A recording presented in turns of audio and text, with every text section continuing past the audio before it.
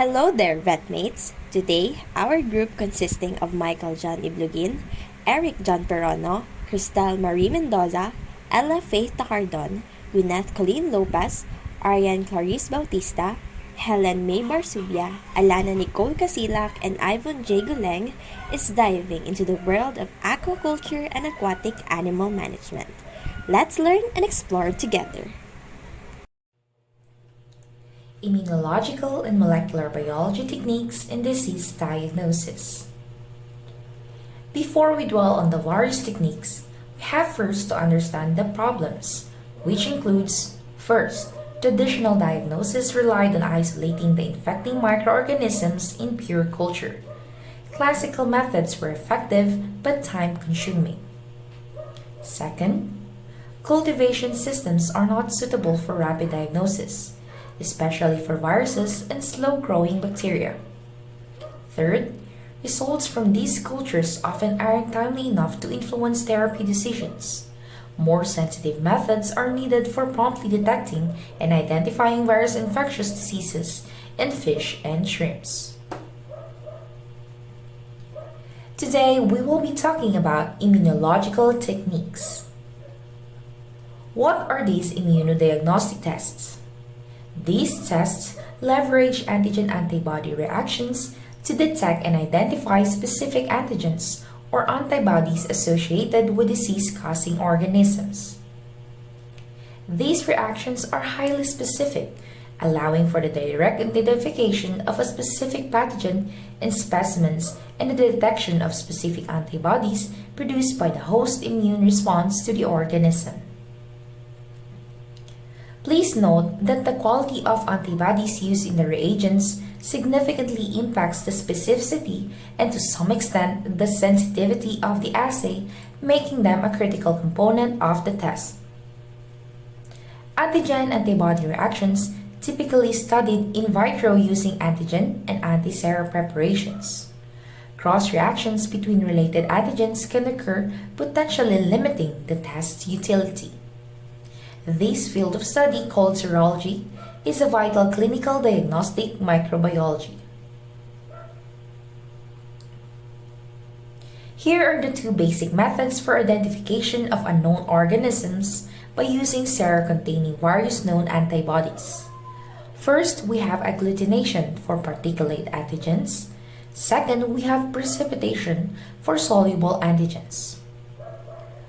Other methods include fluorescent antibody technique, enzyme-linked immunoabsorbent assay, and Western blot analysis. Agglutination. Agglutination test has been widely used in detecting bacterial fish pathogens belonging to the genera Vibrio, Pasteurella, Eromonas, Yersinia, Idroshella, and Pseudomonas. This has been crucial in understanding the serological relationships among bacterial fish pathogens, including distinguishing species within genera and different strains of the same species. Its reactions are straightforward immunological tests with significant utility in presumptive bacterial identification, particularly for fish pathogens. Even with just a dozen antisera, it's possible to confirm the identity of most known bacterial fish pathogens. Precipitation. Unlike agglutination, in precipitation, the reaction involves antigen-antibody interaction, leading to precipitation where the antibody cross-links antigen molecules, forming aggregates. Zone of equivalence. Optimal antigen and antibody proportions result in maximal precipitation, where the supernatant in the zone of equivalence lacks excess antibody or antigen. We also have zone of antibody excess, where excessive antibody inhibits lattice formation, reducing precipitation. And the zone of antigen excess, where all antibody combines but precipitation is reduced due to a small antigen-antibody complexes, which is used for studying antigenic composition of fish pathogens. Precipitin reactions can be done in semi-solid medium agar, which includes the following. First, single diffusion. This method has been used infrequently in fish immunological studies. Its application has been limited to estimating immunoglobulin concentrations in both normal and immune serum. Single diffusion method allows the quantitation of antibody and antigen concentrations in a solution. In this, the antigen diffuses radially from a well-forming a precipitin ring when reactants are close to optimal proportions. Conversely, antigen can be mixed into the agar and the amount of antibody in a sample can be determined, though less sensitive compared to the former method. Double diffusion. We also have here double diffusion method that has been frequently employed in various applications within fish immunological studies and has been utilized to determine serological relationships between fish bacterial strains based on lipopolysaccharide types. This method has been used for comparing Vibrio bacteria isolated from other marine teleosts, used in diagnosing Bakidae and others. Third, we have here the immunoelectrophoresis, a widely used technique utilized in fish immunology, merging electrophoresis with immunoprecipitation, offering superior resolution compared to gel diffusion, where initially the antigen components undergo separation via electrophoresis. The separation is facilitated by the diverse electrophoretic mobilities of the antigen components, influenced by the charges on the molecules. Compared to the two other techniques mentioned, immunoelectrophoresis method allows for precise separation and an analysis of antigen components.